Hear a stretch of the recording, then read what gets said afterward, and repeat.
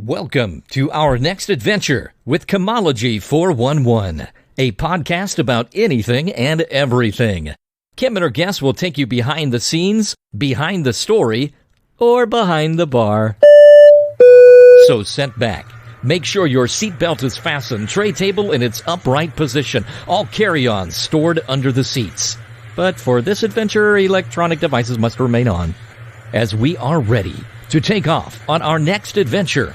Introducing Kim Schultz and Chemology 411. Welcome everyone to episode 17 of Chemology 411.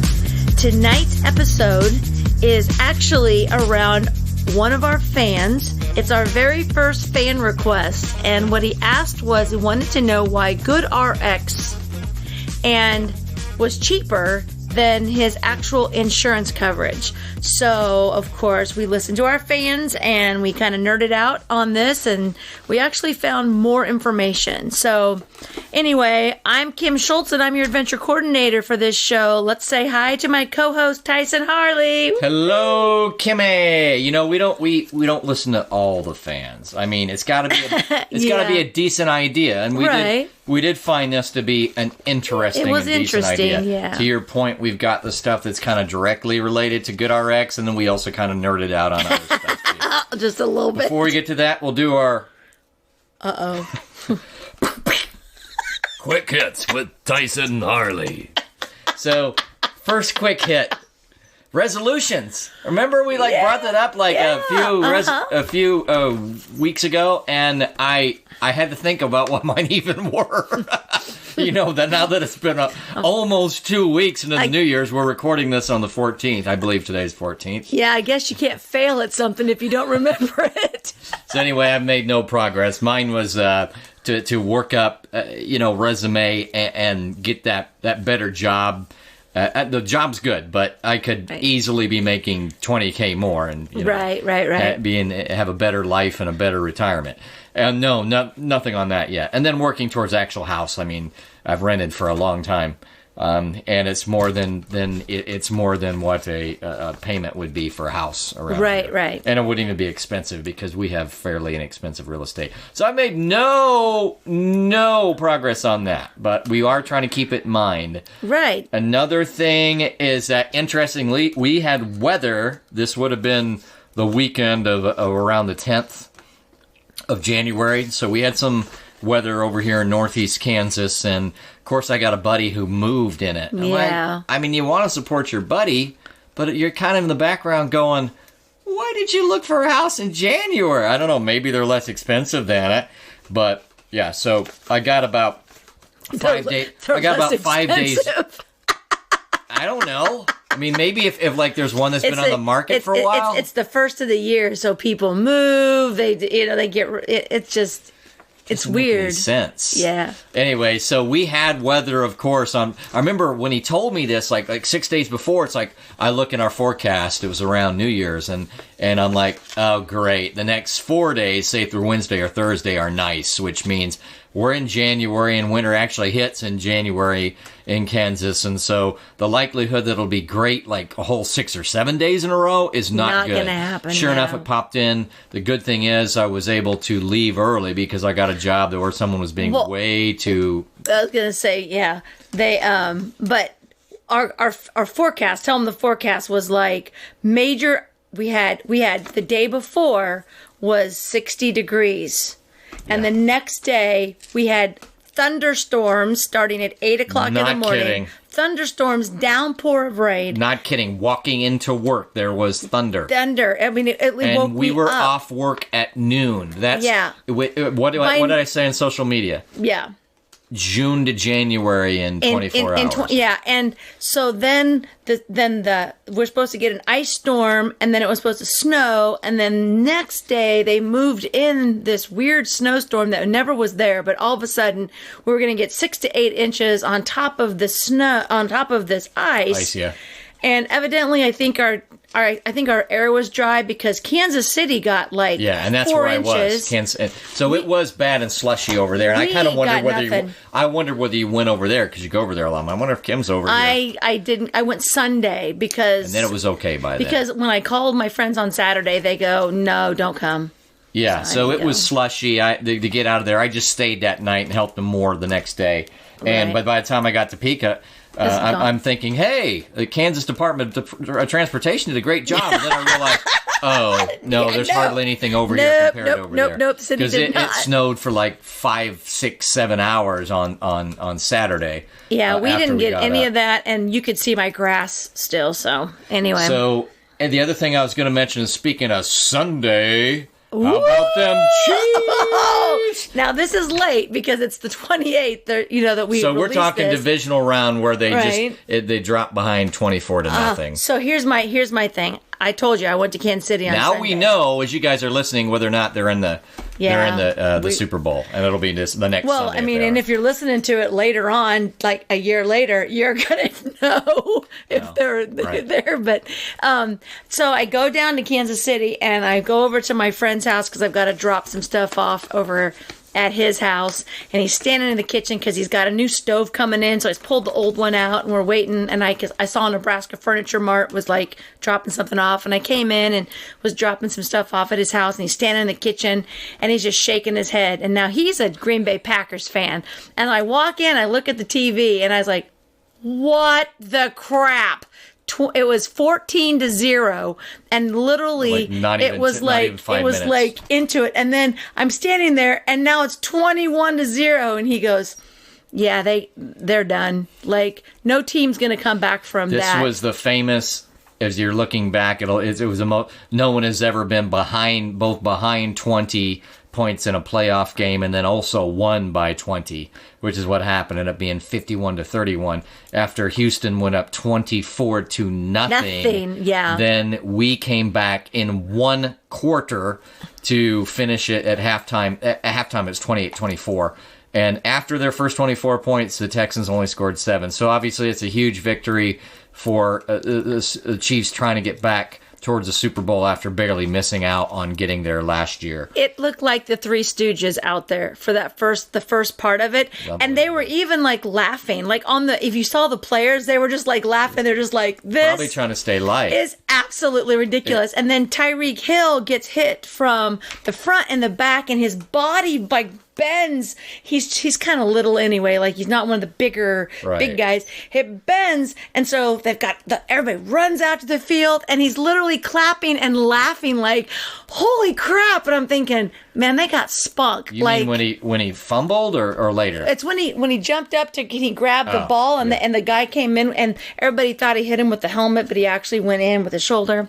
Anyway, he was laughing. It's a great victory. So then I get in the car and I drive 15 minutes to the casino to walk in, and it's the Chiefs. It's 24-21. And I was like, what the heck? And I went over and I sat down on my machine, and next thing I know, it's like 28. And I was like, what is going on? And my friends at the casino were telling me, like in 15 minutes, I missed the whole flipping game. So the thing was, I know it sounds regional, but that was one of the higher broadcasts as far as audience. I think it was the highest. For that network, it was like the highest since the Super Bowl, but other networks in that same divisional round was very high rating. So people were interested in this game. But they also made a record of the most points scored for a playoff game or something in the first half. Yeah.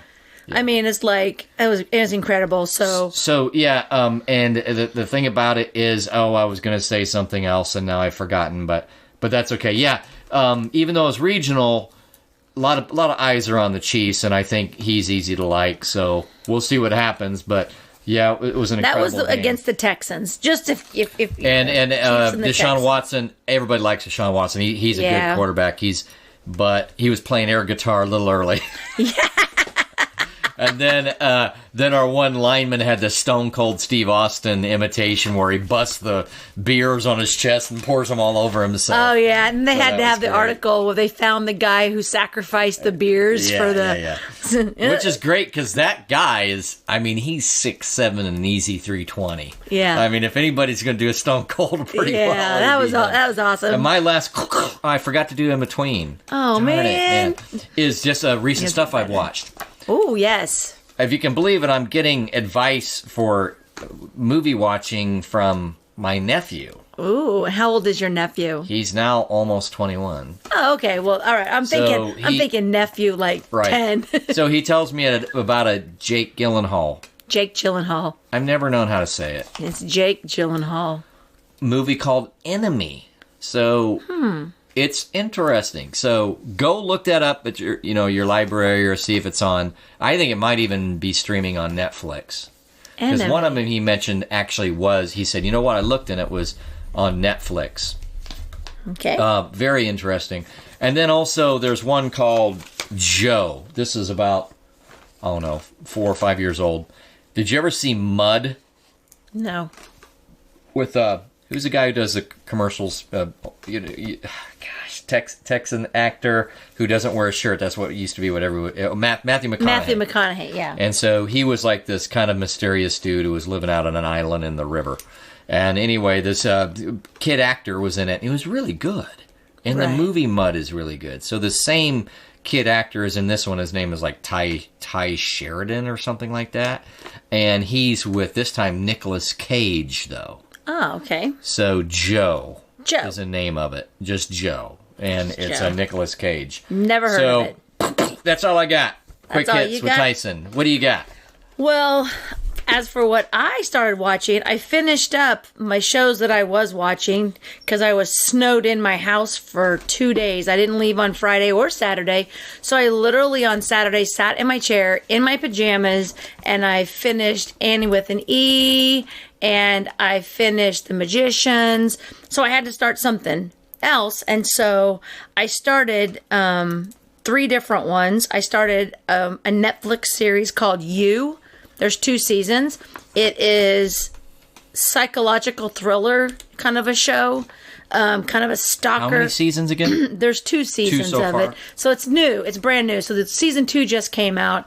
So I'm only on season 1, like episode 5, because this is the one that I watch. There's some movies that are just like some shows I play in the background. And then some of them I literally just sit there and I actually watch. And these are the ones that I'm watching right now. Meaning when I get done working, I want to go upstairs. I'm going to watch an episode of each of them, and then I'm going to go to bed. Right. So You was it's really good. Someone said that the second season is better than the first season. It takes a little to get used to because it's kind of done weird, like where he's talking to himself because he's kind of a stalker. So I had no clue what it was about. I thought, oh, well, everybody's talking about it. I'm going to watch it. Then I started watching Good Girls, which Netflix too? is also, yeah, these are all Netflix. Okay. And it's about 3 moms who rob a grocery store, and they thought they were going to be stealing a little bit of money, but they end up with a little bit more money, and they end up with a little bit of trouble. And then it's got multiple seasons as well. So that's just More kind money, of... more problems. I was going to say, and that's just kind of the building up of how these good girls are really bad girls. And then, of course, AJ and the Queen, which is RuPaul. Oh. And so RuPaul is a drag queen, and AJ is this little child in the building whose mom is basically like a prostitute, never comes home. And So this- it's the okay. relationship between them, and RuPaul does that. I like RuPaul. So anyway, AJ and the Queen. And so there's I think 1 season of that. What else you So I got start- going? So, okay, so besides going on vacation, We had asked earlier, Yeah. and I asked you whether it would be a 1-piece or a 2-piece, and I Right. told you I wear a 1-piece. I just wear the top. only. Yeah. And he's not lying. No, I'm excited. My uncle has called me every day. And by the 28th, I'll have already been back, and I'll have recorded some segments. I might do one with my uncle to talk about him and my dad. He's my dad's identical twin brother. My dad passed away 13 years Florida. ago. Oh, that must be cool. It's cool, but it's And also creepy. kind of weird because it's my dad. He looks exactly like my dad, but their personalities are a little bit different. You'll like Enemy then. Yeah, it's just. I'm not kidding you. It's crazy. When I say Enemy, it turns out there's some overlap. Okay. That movie. And so, anyway, so after that, and then my cousin David, he has his own company. It's called Crazy Dave's. He's does construction. He just bought another house, and so That does not sound like a construction firm. That sounds like yeah. The back of his shirt says, "I'm a Jewish carpenter, but I can't do miracles." He's a Schultz. I mean, us Schultzes, we're pretty witty. Like Brian Regan saying, this wasn't even a part of my show, but I was really disappointed because I saw a truck in front of me that said Fiedler Roofing Company, and I'm thinking, wait a second, my name is Fiedler. I'm on a roof. Fiedler. Why would I not think of Fiedler Fiedler on the roof? I know. Fiedler Roofing Company. Fiedler Roofing Company. Like, that's really disappointing. That is disappointing. But anyway, meanwhile, that's disappointing, but that's a very good slogan. Yeah, he's got multiple ones. He's kind That's of, good. he wants people to remember him. So anyway, I'm going to take all my equipment down there and we're going to do a superstar segment. And then we also might do some little commercial things about some maybe things you can do with your house. Cool. So anyway, that's kind of what's going on with the vacation. But today, on the 14th. Okay, so I had to get all my work done. So today was errand day. So I had an entire circle to start with, and it worked out exactly perfect. So I had to go get my nails done, which was by our Best Buy. So think where that's at. Did the nails. Then I drove down to Huntoon, went to Gage to the post office. And I had to mail stuff. Okay, so then I drove out to Highway 24 to go to Dickey's to drop off W-2s because they're one of my clients. Drove downtown to Lindy Spring, picked up the water bottles, went down to 17th Street to Signs to Go, dropped off their paperwork, and I'm home. So like that's a whole circle. But I don't go to the post office that much. I usually just go to the grocery store, grab my roll of stamps. But I had 100 W-2s for one of my companies that I needed to get stamps for. So I go into the post office, and it's the most dreariest place. It's like you walk in, and like I even think funerals have more character. I don't know if you've been to the post office, but it's all metal. It's gray. I think I've been in there. It's just. I think I know what one you mean. Yeah. It's like, and then there's like Hallmark cards on the side because evidently while you're standing in line, you could be like, oh, I forgot his birthday. So I thought that was a clever idea. So I'm waiting in line, and there's a lady in front of me, and there's nobody behind me at this point. And then the lady, there's two customer representatives, older ladies, helping an elderly lady. And I'm standing there, and one of the customer representatives moves from window 1 to window 2. And the elderly lady was saying something, and the lady behind window 2 goes, she's going to be helping you today. I'm not helping you. And the lady kind of looked at her and said something else. She goes, I said she's helping you. I'm not helping you. And I'm thinking, what are you doing? Like, okay, so I can see that this is like an institution right here. Like you feel like you're locked up in this metal gray crap. Right. But why are you being such a little bitch to this customer? Okay, this is customer service. And I know you work at the post office, so I know you're not making $7.95 an hour. I know you're making something. So anyway, the lady's kind of like, she doesn't really know what she's doing, and the other lady's trying to help her, and this lady is, now there's like 3 people behind me, and this lady's doing, I don't know what she's doing. She's logging on the computer, and she's not helping anybody. She's looking busy. So you're like, boy, she just made it quite a point that she's not helping that other person, so are she going to help one of us? No one. And I don't care. Maybe she's going on break. I don't know. So anyway, I've got the gentleman who evidently knows all these people must be regulars, because when the lady in front of me walked up, she's like, hi, James. And she's like, oh, Jill, how's it going? And I'm like, okay. So I got a stack of W-2s. So she goes really fast, and I go up to him, and this is my question. I said, I have all of these that I need to put stamps on. Do you have a machine that you can run them through? Or do I need to buy a roll of stamps? And he looked at me and he goes, how many stamps are you going to need to be purchasing? And I go, I'll just take a roll of 100. That's all my question. Some bitch lady in line says, he ain't going to do your job for you.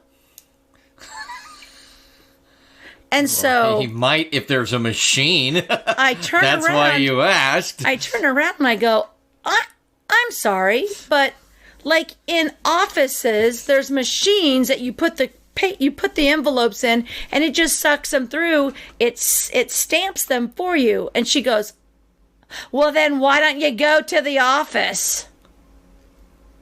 And I'm thinking, I go, oh, and it also seals them for you. And she just looked at me, and I go, I simply am not I don't hang out at the post office. This is not my scene. I don't know if the post office has upgraded equipment to 2020 or if we're still back in 1968. I don't know. And by this time, there's like 7 people in line. I'm thinking, who the hell are you? And why are you in my conversation? And then the guy looked at me and he says, I'll go get your stamps. And he walks away. And he comes back. He goes, are you going to use a card? Why, yes. Yes, I am. Because it's $55 to buy it. I'm not just carrying cash around.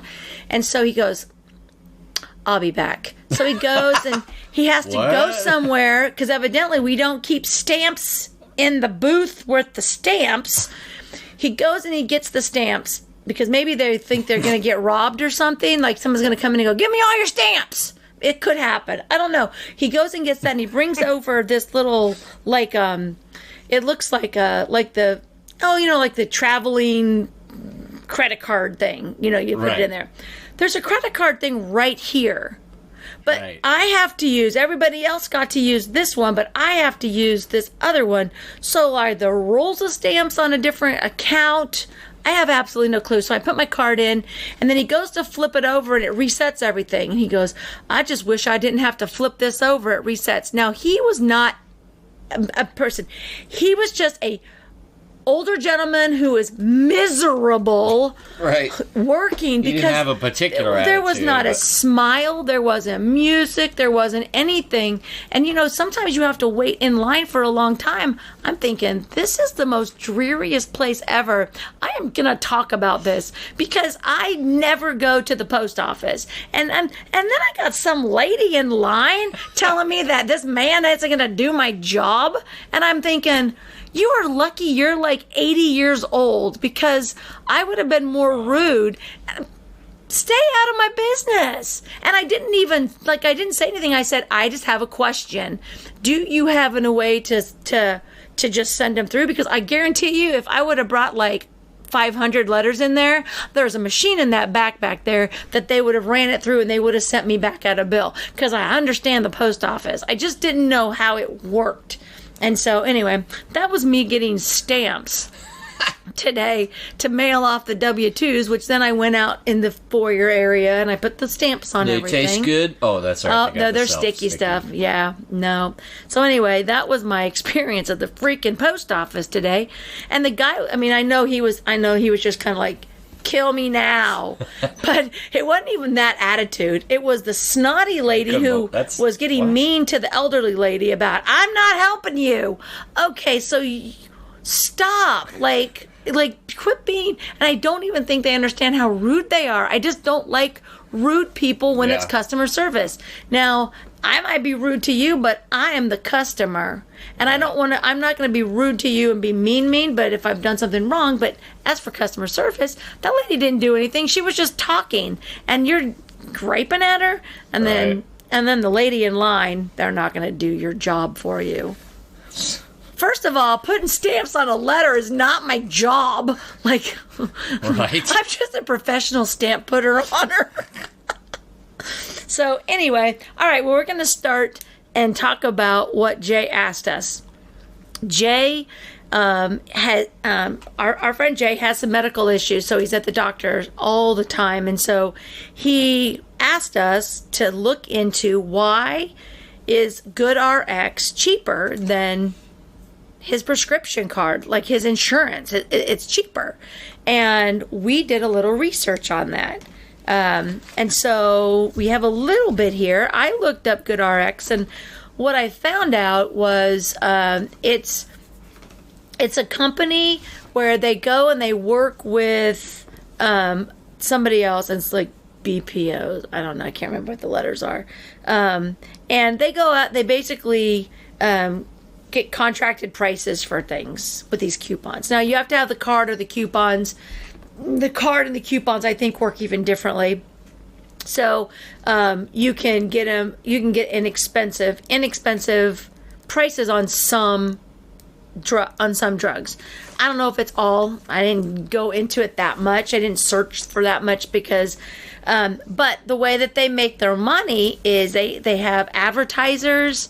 There's other parts of GoodRx. There's like 95 employees, but they provide services for like technical, or they do something else where that's what they bill out for those services. And then whenever you use the coupon or the card, then I believe they get some sort of a little couple of pennies or a little bit of a kickback on that. But they negotiate prices too? Yeah, they negotiate the prices. They have to negotiate the prices because what do you call it? Let's just pick Hy-Vee. Hy-Vee has a price. And so they have to go to Hy-Vee and say, okay, so we have this drug. And I'm going to use the one that I did. Because what I did was, I hear Zoloft all the time.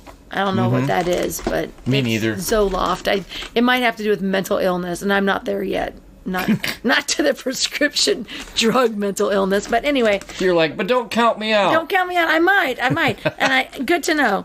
But anyway, we know that there's generic and there's name brand. So when you go there, one thing it does is compile a comparison list. Yeah, you go on the website, and so you would go to GoodRx and you hit Zoloft, and you put in your zip code. And okay. you can. It's very easy. You just go to the website. You can say, "Give me a card," and they'll actually mail you a card. And then there's coupons on there, but you can actually get the app on your phone, and so you don't even have to print the coupons. You can just put the app on your phone. So I went in and I just hit Zoloft, and you can do 30 days, you can do 90 days, you can do 50 milligrams, 100 milligrams. You set up your criteria, right? And I believe it might ask for your... I didn't put in my zip code, but somebody said you can put your zip code in to get a better idea. But anyway, what it does is it gives you prices. So I looked up Zoloft, and I did a generic for 30 days, and then I did generic for 90 days, and then I did name brand. And so I was going to let people know the difference in the price. So Zoloft generic for 1 month. Hy-Vee would, if you went there and you got generic Zoloft, it'd be $9. Seems like really good. Right. Really good. Really good. You went to Costco, now it's $11. So that is the GoodRx price, and then you can also, you're going to talk about a coupon also? No, this is Hy-Vee's price. Oh, okay. Well, go ahead. This is the Hy-Vee price. So, and then Price Chopper is $36. It's just but crazy. if you take the coupon, you get the coupon, all of those are $6.52. So that means they've gone to Hy-Vee and Costco and Price Chopper, and they said, for generic Zoloft, what price can we get? And they said $6.52. And the reason that a lot of these places try to stay at the same price is because they want you to go buy your groceries at Costco, Hy-Vee, or Price Chopper. So they say they don't want to be like, well, it's like Price Chopper goes, well, we're $36, so we're going to do a coupon but make ours $28. Well, are people going to take that coupon, or are they going to take the $6.52 coupon? All right. So now you move in, and those are the grocery stores. Those are the food. But now you go to Walmart, and Walmart says no coupon. It's just $9. Yeah, they got enough traffic. Right. Probably. Okay.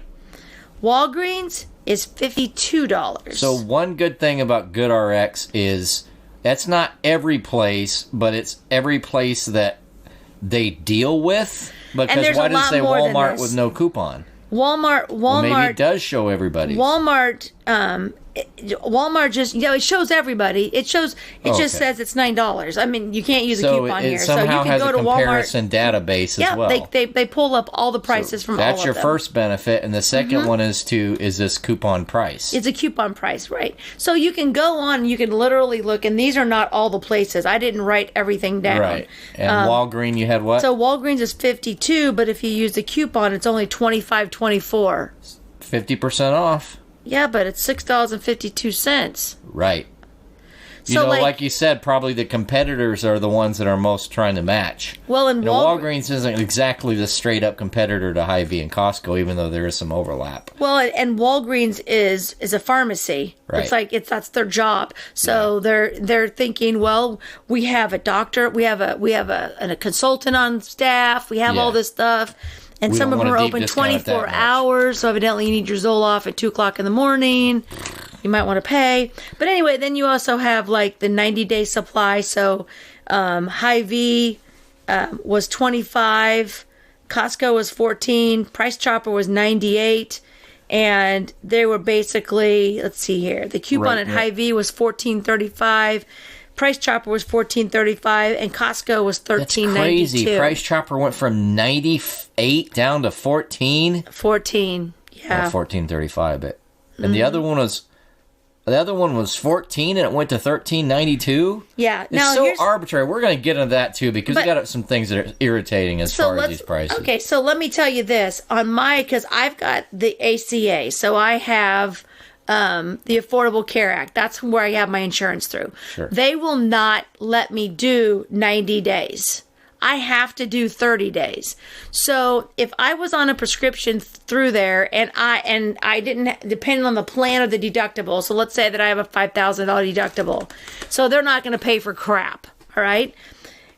It could be cheaper for me just to go ahead, not use my insurance, tell them I want to use cash and I want to use a coupon, get 90 days for $14.35, as opposed to having to go to the store every month and pay $20.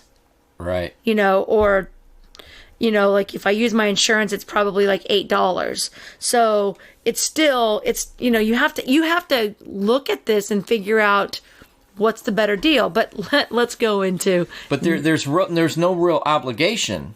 You just use it or you don't, right? As you see fit. Anyway, yeah. You don't pay for it. It's free. It's just a card. I've had them. There's tons of different cards out there that you can get. But now let's go into name brand. I just had to look up name brand because this is absolutely ridiculous. Instead of Hy-Vee for a month at $9 for generic, it is $455 for a month of Zoloft. Or Price Chopper was $439, and Walgreens was $522. And with the coupon, all of them... That's literally 50 times as much. Right. All of them were $328.91. That's if you want to do Zoloft. And that was the 30-day. That's the 30 days. It's literally 50 times as expensive. Right. Now, here's the problem. Generic is not exactly the name brand. It's not the same medicine. It's kind of the same. They have to have a little bit of a difference in a generic thing. They can't just use the same thing because they own this patent. So these people once this runs through, they have to be out for so long or something. I don't remember. I just remember listening. And then once it's out for so long, then they can make a generic off of it, meaning someone can imitate it or copy it. This one, the generic might have something that's added to it to make it different, could also be bad. So you can't use a generic version of it. So you have you would have to use the name brand, or you would have to go and find a different drug. Sometimes your plan, because of the alleged greater risk, because it's not exactly the same, as though we don't have problems with name brand pharmaceuticals all the time. All the time, yeah. It's like, well, you can't use that. You'll have to use a more expensive version. So in that case, you'd go, you know what? I'm ready to risk. I'm ready to roll the dice because I ain't paying no $328. So I'll pay the $652. Yeah, $652. I'm looking at it upside down. Right. Yep. So that anyway, is crazy. So this isn't something that a lot of people even know about. Do we still even really understand outside of just that's the type of cost margin they build into their product. It's a huge... How it can be that inexpensive. It's a huge... And so what they said in one of the articles that I was reading and I have a similar one. Was that all the drugs have the same price, and the United States does not regulate the prices on that. So they can charge anything that they want. Insurance companies come in and they say, for this drug, we're only going to pay this, this, and this. And then those companies go, nope. And so that insurance company will say, we don't cover this medicine. And so there's a lot into what goes on. But these people have a contract that says this is what we're going to pay for it. They're paying $652, and they're not getting reimbursed. There's no more. I couldn't find where they're getting money, like from an insurance company. Who's they? The pharmacy. So like an insurance company, you're not seeing that. Besides the $652, they're getting money from somewhere else. Like the insurance company has to pay. So the insurance companies want you to go to GoodRx because insurance companies say, okay, the price is $36, and we will give you $25 for that. And my deductible is $5, so the insurance company gives them $20. I pay $5, and they write the rest of it off. Just kind of how insurance companies work. With GoodRx, what I saw was that they just said it's $6.52, and then the pharmacy goes, okay. They don't have to put any money towards it. So for those things where there's some kind of a copay, so the insurance companies have their fraction. There's less paperwork for the pharmacy. There's less anything. The pharmacy just gets the money right then using the coupon. They're done. $6.52. But they turn that coupon. When that coupon gets scanned, it gets reported to GoodRx or the company that does all that. And that's when they actually receive money, I believe, from Hy-Vee, or those guys have to pay because of that coupon, a little percentage, or I don't get all of that, but there is a little bit of a payment in there. And so that's kind of where it's at. So it's legit. It's a great thing. And I'm going to read before we go to commercial. Yeah. Because we're going to talk about it. You put it up on Facebook and got some good comments. I even got more. Like, look, I mean, there's ridiculous amounts of comments. So what I put on Facebook was, who has used GoodRx to buy your prescription drugs? Tell me what you think.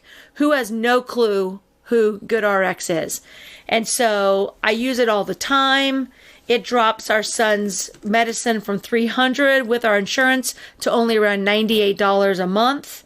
I use it all the time. It's great. Dropped my insurance in half. You said $600? $300 to $98. Okay.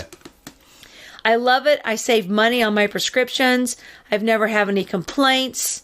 You have, however, sometimes a pharmacy sells it for less than going through GoodRx. Well, you ask them the price. Your pharmacist should say, like, what the better price is. But anyway, my friend bought his wife's. The insurance was about $70, but with the card, it was only $18.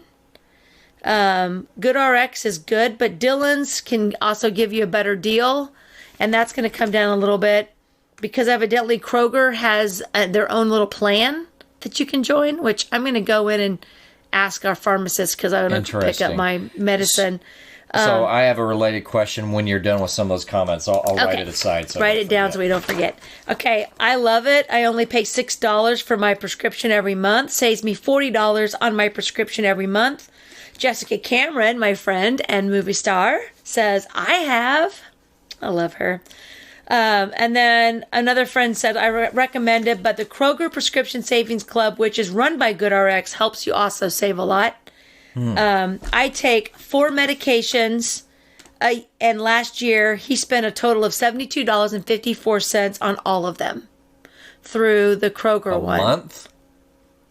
I don't know. He said... Even a month is good. I assume last you year didn't mean all is year. last year. He said last year I spent a total of $72.54. One of them is actually free on the prescription club. Crazy.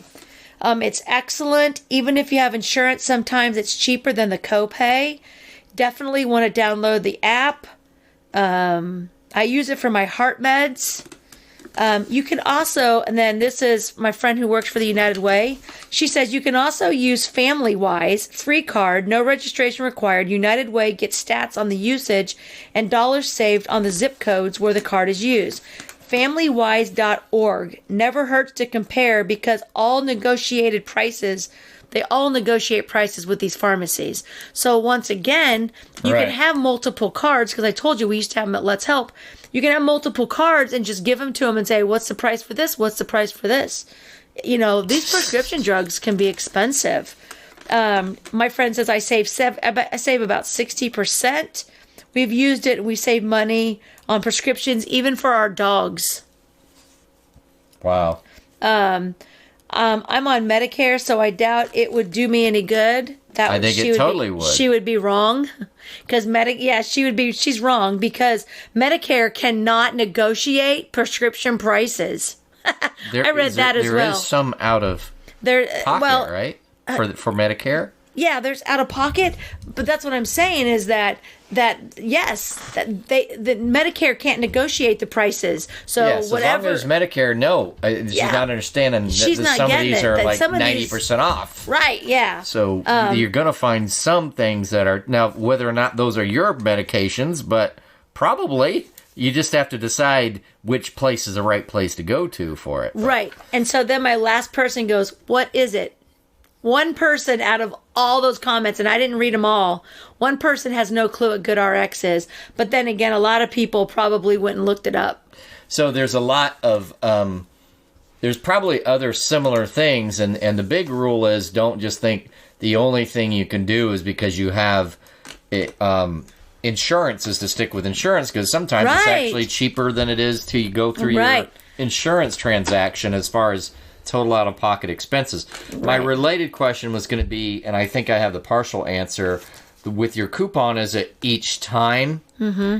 Whereas that maybe the related thing is that prescription club where you said it was run by GoodRx. Mm-hmm. Presumably Kroger, even though that's a big chain, is probably not the only one who does that type of thing with either GoodRx or a similar type of company. Well, and so you would have the you could do it once at a time, or you could do that where it's more automatic, and that must be the prescription club aspect to it. Well, and I think what we get out of this is to know what's available to you. That's period. So I hope that helped. I hope that helped Jay out just a little bit. Basically, they just know how to negotiate a little bit better. And I think it's because they're so huge and they're dealing with just the drugs, and they're not worried about, like, an insurance company is basically worried more about procedures. Right. I don't think the medication is... A lot of paperwork, a lot of administration. Right. So they may not want an awful price, but they mostly... I've always said that if you want higher prices, put a middleman in between. Exactly. Because, and that's just human nature, if you're paying directly for whatever you're paying for, A, you're going to be looking at it, policing it more closely. Right. And then B, if you are the middleman, you don't want to look too cheap or no one's going to want to use you. Exactly. So, you've got to allow a little bit more tolerance in what you'll pay. Or they'll be like, well, why would I use you? You don't even, you're not helping me out here. That's why I raised my rates last year. I raised my rates and I doubled my people. It's crazy. All of a sudden I became a real deal when they asked me what my rate is, and I was always inexpensive because I was trying to help people, low business people out. So you are exactly right. All right, we're gonna go to a break right now, and we will be right back.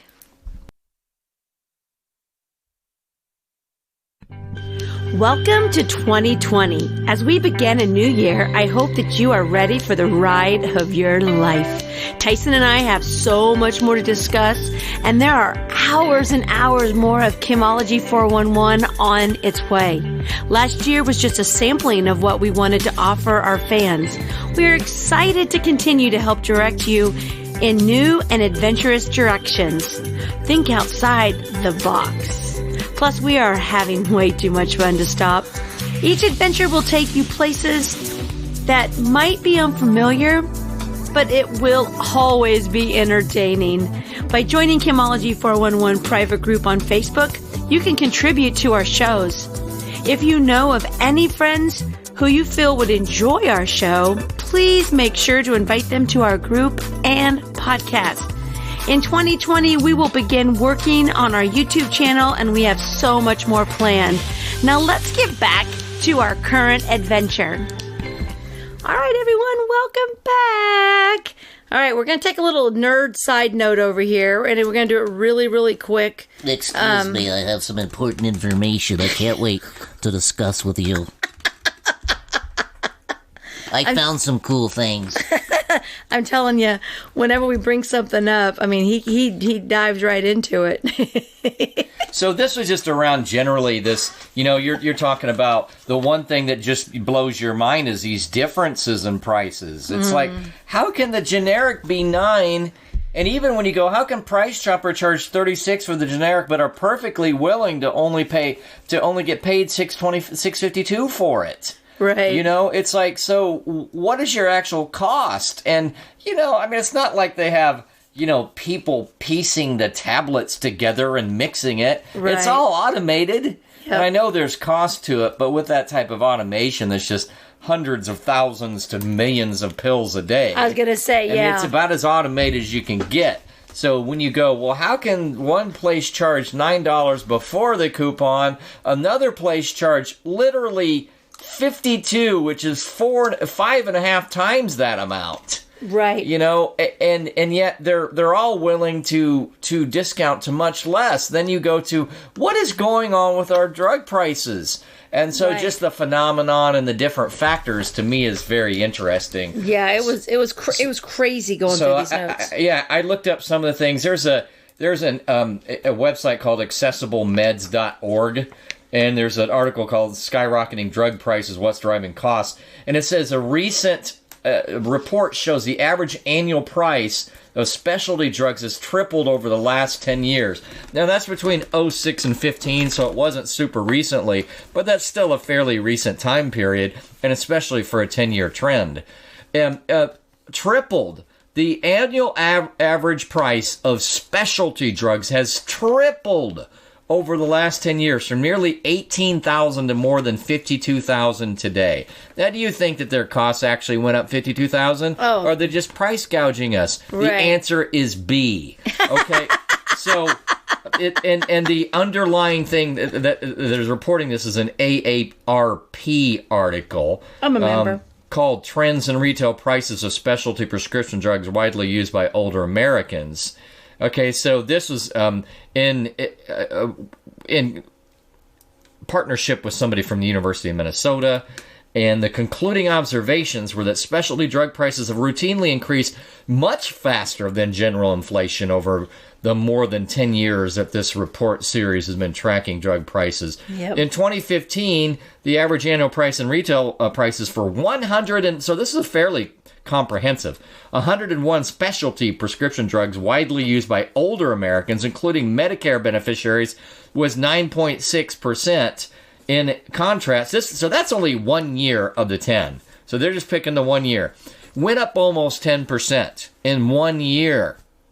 And even though in that year, at least by a certain government measurement, inflation was only 0.1%. Yeah. And all but 2 therapeutic categories for specialty drugs had retail price increases that exceeded the rate of general inflation. And one of them, they have them by category. Endocrine drugs went up 24% in 1 year. That should just outrage you. It's DMARD, which I should know that, but I'm not a medication person, went 17.4. And like all these, well, I guess I have a split image here in the print off, but all kinds of things. What category of DMARD, which I should know what that is, multiple sclerosis agents, that went up 10%. Remember, inflation was 0.1. Pulmonary hypertension went up 10.7. Psoriatics went up 10%, and so on and so forth. They have all these categories. It's crazy. And increases in the retail price of the specialty drugs affect both the patient and the broader economy. In 2015, the Annual average retail cost of drug therapy for a specialty prescription drug based on the market basket used in this study was $52,000 per year. That is only slightly less than the median U.S. household income, $55,000. Now, there's more to get, to work into to see if there's a little bit one of those. Okay, you're a special interest, and so you can kind of tweak the numbers to make your messaging stronger. Right. You have to look into that. I did start to look into that, but not a lot. But they broke out these categories. Complement inhibitors, immunosuppressive agents, so you're talking like AIDS treatments probably, that type of thing, atypical antipsychotics, and so on and so forth. And all but one category, all but two, not only was above inflation, but was well above inflation. Right. The lowest they had that was above was 5% above inflation, and 5% greater than just in 1 year. And remember, inflation was only 0.1. And the other thing about it, and this makes me so mad, the annual cost also greatly exceeds the median income for Medicare beneficiaries, of course. We said the market basket was $52,000 versus $25,000 for the median income for Medicare beneficiaries. And then also the average Social Security retirement benefit, which is only $16,000. And the specialty drug products are used by a relatively small but growing share of the overall population, but account for the fastest growing portion of the U.S. drug expenditures.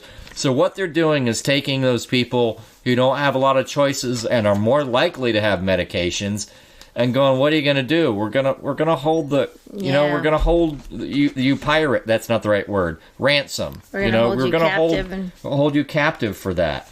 And it also says that broader economically, of course, it's going to create a problem with those government programs that are growing faster than the revenue that can support them. What was this next one about? 10 hypothetical average changes in prices. And this is 2015. I don't know if I really need to talk about that particular one unless you saw something. No, I like when it says Democrats and Republicans promised to lower the drug prices, but instead they've gone up again, and that was updated January 5th, 2020. Yeah, so this is real recent news when I was looking at it, but still less than 10 days ago. Right. And drug makers had hiked prices on a lot of medications just weeks after the Trump administration advanced efforts to curb rising drug costs by importing medicine from abroad, but then the legislation installed in Congress. Manufacturers jacked up prices by an average of 5.1% as of Friday. This is a yearly jacking of prices. So I can tell you, I've been looking at the CPIU, which is an inflation index, and lately we've been looking at about, in fact, I can tell you, the last 11 months from November of last year to the November before was only 2.05%. So on average 5%, which is double inflation. Isn't that a nice gig if you can get it? just double your prices. Well, I have asthma, and back, a long time ago, my inhalers were $6. So I'd go in and I'd be like, they would give me 2 inhalers, so it would be $12 because you have to have one in your purse and you have one in the house. You always have to have 2 inhalers. I went in to get an inhaler a couple years ago, and it was $65. $65. Didn't that guy famously? Didn't someone? No, that's the EpiPen. Oh, okay, yeah. This is just an inhaler, and $65. That was with my insurance. I was like, what? And so once on one of the years, I met my deductible, like the whole deductible for the year, because I had some procedures that I had to do. And so I went in, and because I met my deductible, I got an inhaler for free. I was like, yes! So at least I have an inhaler, but I literally have asthma, and I have to have that to breathe. But if you're poor... What did you say the 2 were before? They were $6 a piece. That's what I thought you said. And now one is... $60. That's crazy. Yeah. And also the drug makers, they're getting a little bit of heat lately. Usually it's already raised at the very beginning of the year. So we'll raise them, but we'll just raise them a little bit later. And they refer to some GoodRx, right. some statistics that GoodRx had. So instead of the usual quick ones, they're waiting until later in January, like we're not. Oh, like we're not going to. Oh, thank you for that. Thank you for that 2 weeks. But go ahead. I had one Tyson Harley Scales of Truth episode, the one where I stalled. I've only been doing this. Was going to be about a book, and it's called The Great Prostate Hoax. And many a man has been maimed over supposed prostate cancer possibilities when almost all of it goes so slowly you'll die of just a regular old age. Right. But over the concern and don't you want to be safe, they'll get into areas that have all kinds of nerves, and you'll have problems for the rest of your life with the two main functions of that area, if you know what I mean. Yeah. And bad ones. You'll get maimed. So as a part of that book, I knew this, and it applies here too. Recall that cost effectiveness is no factor in whether a treatment gets approved in the U.S., period. Right. Well, and that goes back to the fact that we're not regulating anything here. And so this is what I always tell people when they always go, and I know that a lot of people want less government. We can have less government when human beings are more passionate and caring about other human beings. Because a lot of these stipulations that we have, whether it is our food safe to eat, is our water safe to drink, if the government wasn't involved in there, human beings would take every possible shortcut they could to make as much money as they can. You know, I'm a libertarian, so I have the opposite viewpoint, but I hear you. And some other people take that viewpoint. I was going to say, but you don't want the government to be involved, but human beings are more selfish every single day. Reality, if you took away, if you said, you know what, you don't have to keep the pollution from your factories. Do you think they're going to put that extra billions of dollars into their factory? No. They're just going to be like, I'm going to go over here and build a bubble, and it's just really not going to be that bad, and I'm going to make this extra money. So it's not my area if I just make it go downstream. Right. So Vox.com had an article on this idea that cost effectiveness is no factor. In some countries, the regulatory agencies will reject drugs when they don't think they provide enough benefit to justify the price the drug makers want to charge. In the U.S., they say basically, listen, if you give us a little bit of research, we're probably going to approve it so long as it doesn't seem dangerous, which isn't so bad. So that's one Vox things. And it says, in most industries, something that offers no advantage of its competitors and yet sells for twice the price would never even get on the market because there'd be the individual decisions. But an oncologist at Sloan Kettering wrote in the New York Times op-ed, but that is not how things work for drugs. The Food and Drug Administration approves drugs if they are shown to be, quote, safe and effective. It does not consider what the relative cost might be. And the bigger the budget, so you have this. Yeah. First of all, I've never understood commercials on television. You need to get this drug. I mean, here's your side effects, but if you have this and that and you're feeling a little blue, you need this drug. Okay, I'm not a doctor. 1970s classic rock. So you go to the doctor and you're like, hey, I saw this drug on TV that says I was kind of feeling blue. I'm feeling blue. I think I want that drug.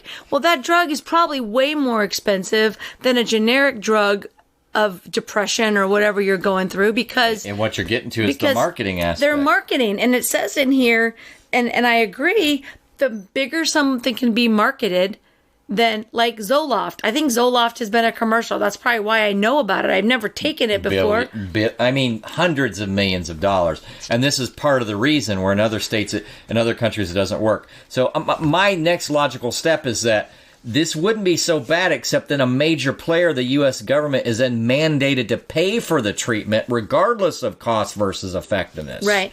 Well, okay, so if it was out of your pocket, they can say that this was $500 all they want if this is $10. Their marketing better be really, really good if all 490 difference has to come out of your pocket. Right. The problem is that they mandate to pay for the treatment for Medicare and Medicaid. Right. Which is a huge portion. And not only is it just a huge portion, but then it kind of drives sensibilities for the rest of the market, right? Right. If the marketing can convince a doctor or a patient that it is better or worth the increased cost, whether it is not or not, whether it is or not, then that is what is billed. Right. You know, and they say, well, I'm sorry, we approved it, so that's the price. Right. No one gets no, we're not going to pay Unless that. you get out your good RX card. Right. But for Medicare and Medicaid, if you do that, you just gotta pay for it. And there's 56 million Americans over the age of, Medicare covers 56 million Americans over the age of 65. So it's a huge factor in how much these people, the pharmaceutical companies want to try to set their costs to. Right. 65 million people, and they're high medication people. Right. Right? And then this action also then influences the norms of other middlemen payers. Well, the government pays for it. Shouldn't you? And my example was off the Great Prostate Hoax. Great book. Written by the guy who initially found BPH was... I'm sorry, now I'm forgetting the name of the PSA test. Prostate-specific antigen. The Cliff's Notes is it's not specific to prostate cancer. So they have a measure... And it's not specific to prostate cancer. It's just specific to prostate function. And there's something, and this is now advertised in Kansas City. Don't do it, men. I'm telling you, just don't. It's called Da Vinci robotic prostate surgery. It costs a lot more than standard surgery. It's under the guise that, hey, there's less cuts. You know, it's a machine, so don't worry about side effects. And that's totally wrong, because all of a sudden the doctors who have... Wait, what do you use your entire life if you're a doctor? They always talk about your hands. You literally get in there and have to learn how to use, like, joysticks and pedals. Something totally unnatural. And at the beginning of this, Da Vinci's, which are, $1 million machines, they don't even give a lot of training. So people are like, okay, I got to use the pedal. So instead of moving something in some organic way. And it's not even a robot doing it. It's a doctor. It's an important area.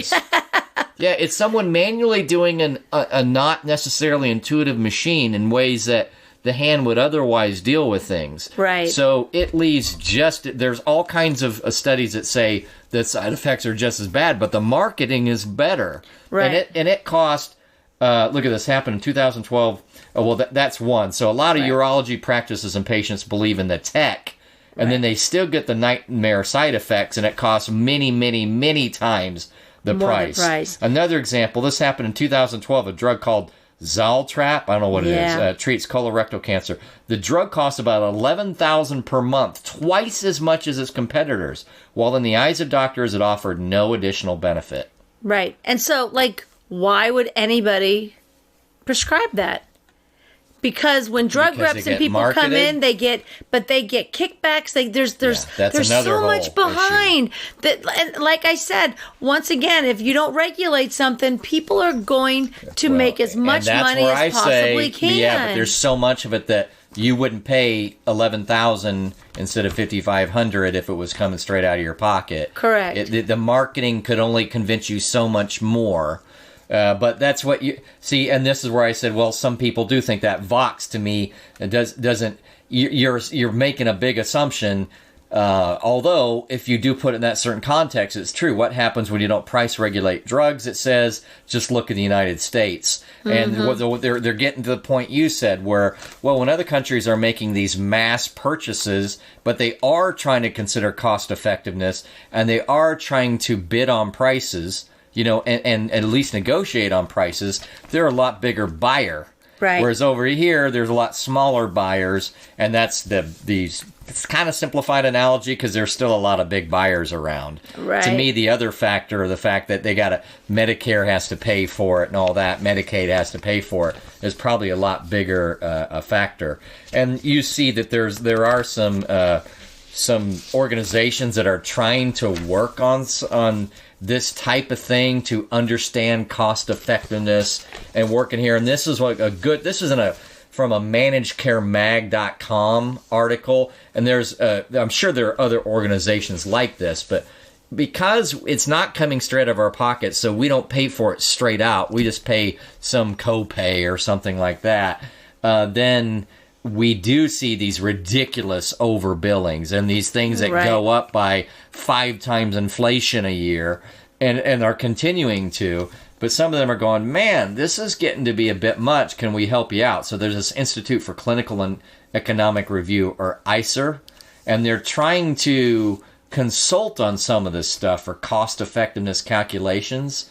And they're saying drugs are wanting FDA approval based on limited evidence from early phase clinical trials about how well they work. And while drug makers are charging prices that just a few years ago would have been unthinkable.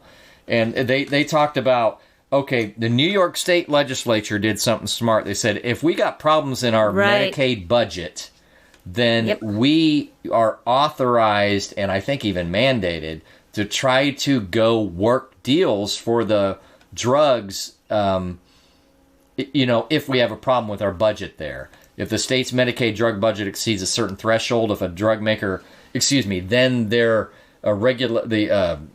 regulators are to seek steep discounts from manufacturers. Right. And when they did that, it's kind of like your good RX. You're like, well, how would you go from 36 to 6? Because somebody asked. Right. And we're just making money, hand over foot on it. So when they did that, they said, where was it? The process was tested in 2018 when the state sought discounts for 30 drugs from 16 pharmaceutical firms. Only one refused. The other companies all lowered their prices. And New York's Medicaid program is saving $175 million a year. So, let's see here. And from the same article, an example on what they'll try versus what they can really afford. So the same idea as your early stories. 2 companies turned again to ICER in 2018 when they worked out an agreement with Express Scripts regarding Praluent. I don't know what that is. A PCSK9 inhibitor used to treat high cholesterol. Invoking ICER's evaluation of the drug's worth, the parties agreed that Express Scripts will pay about $4,000 for Praluent instead of the original $14,000. So if they can ask for 3.5 times what they could really otherwise take, they will. They'll ask for 10 times that. Right. And since there's no cost effectiveness, if nobody's policing that and it's a third party payer like the government, until you change that, until you go, we'll approve it, but as to the government programs, we don't see any more evidence that this is any more effective than this old 25-year-old solution. Right. And since it's not, that's all we're going to bill you. What's all we're going to compensate you for. Right. And then what happens is, since they don't do that, they have more reason to just go to new treatments. Right. And then, of course, if they didn't have that incentive, they wouldn't be looking for more drugs. Right. And they just wouldn't. And they wouldn't be looking for the extra complicated things. Well, and the new things. So when the ACA first came out, and I'm thinking it's about the same time, Walmart and a couple other places came out with a marketing plan that said, here's a list of all the prescriptions that are $4, $5, $10, and they had a list so you could look on there, and they sent it out and they're like, look at this list. So when the ACA came out and they knew that more people were going to be getting insurances and stuff like that, I didn't understand, well, how would they do that? Literally, Walmart just went and said, this is what we're going to pay for the drugs to put it in our pharmacy. And they're thinking, crap, Walmart's a big company. So Walmart basically probably went and negotiated them. There's no insurance involved. And so you go to Walmart, it's $5. You go to Walgreens, and it's like $45. But that's because that's what they negotiated. Their price is going to be $1.12. And then they add the other money on, as opposed to their price over here could be $4, and then they add their price on. And people, Walgreens are in different areas where it's easier for people to walk to. So you've got low-income people in these neighborhoods going to Walgreens to get prescriptions. Getting price gouged. And getting price gouged. It's almost like, it's a lot of these small stores, it's not the same discount prices you'll see at bigger stores. Right. And that includes Walgreens.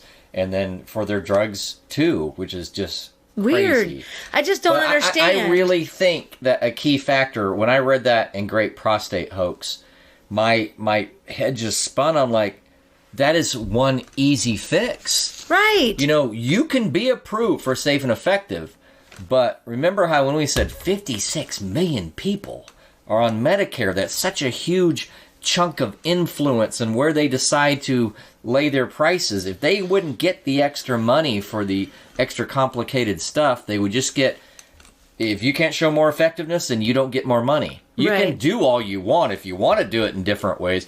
If you can show more effectiveness, you can get more money. Right. but that's it. And so that's what those independent, in the absence of that, since they've got that wrong, these other companies have to, or these little, consultant type scenarios have to happen. Right. Where they say, well, listen, per our effectiveness measure, you shouldn't be charging this much. And then they kind of go, yeah, well, we can afford less now that Right. you say that. Yeah.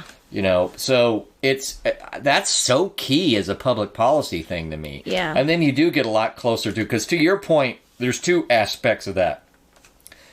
You also know that sometimes big buyers don't necessarily negotiate well. And as someone who is familiar with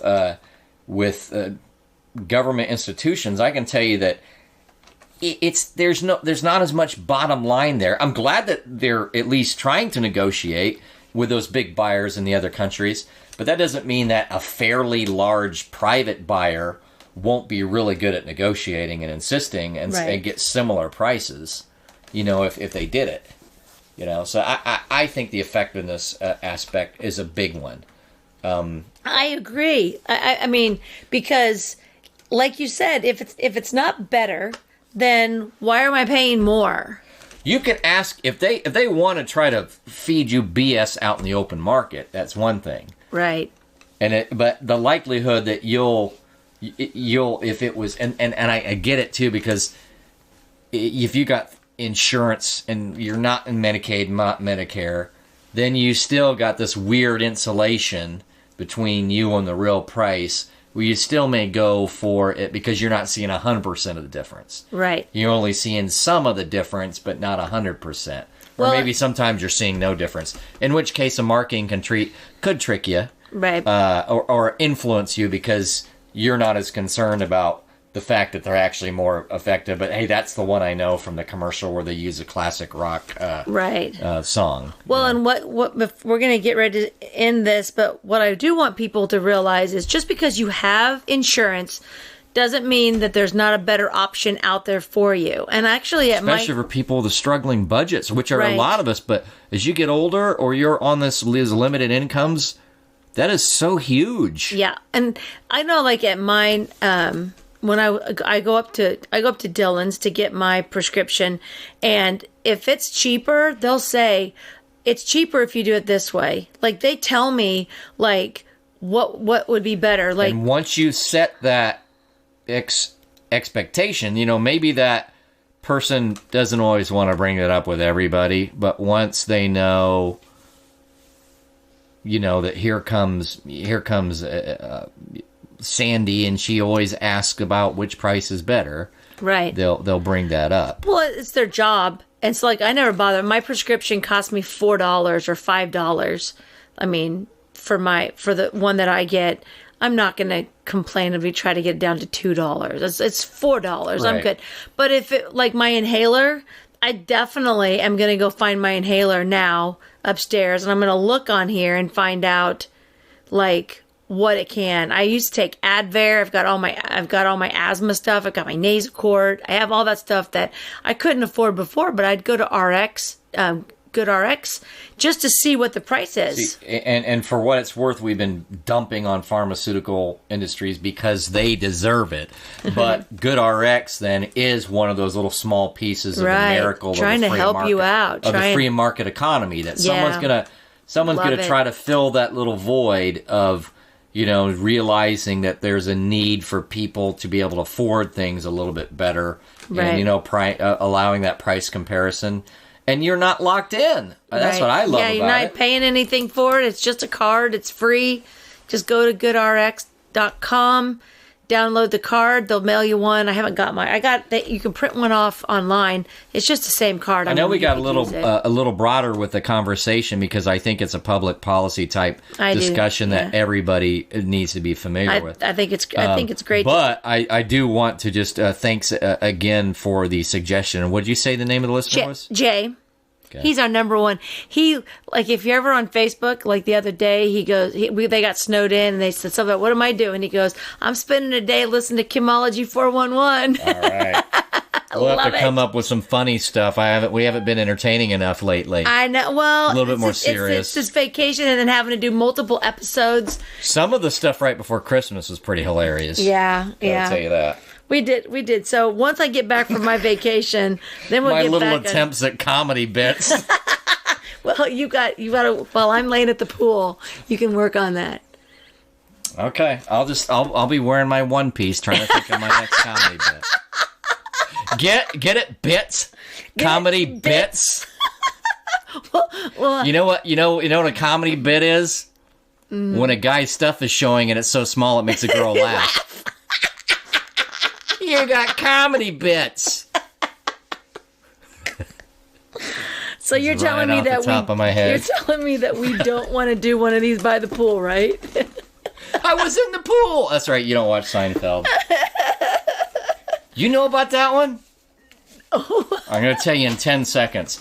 George is at a pool, is on some vacation with Jerry, and they come and they have a pool, and then he's changing out, and like this girl who's interested in him sees him, accidentally walks in the door, and he had just taken off his stuff. Oh, I have seen that. I've seen that one. Yes, I have. And she's like, she doesn't laugh, but she smiles and then leaves. And then all of a sudden he's like, no, that wasn't me. If you think that was me, you're mistaken. I was in the pool. I think leading to the famous conversation with Elaine, it shrinks like a frightened turtle. All right, everyone. On that note. Well then. Tyson's going to work on his humor. Speaking of drugs I need to take. No, I don't. No. All right, guys, thank you so much for giving us your time. We appreciate our listeners, and they're excited that the show just keeps going and going and going. Go Chase! That's right. I hope we're happy when you're listening to this for the first time when I release it. Make sure to comment in our Facebook groups, Kimology 411.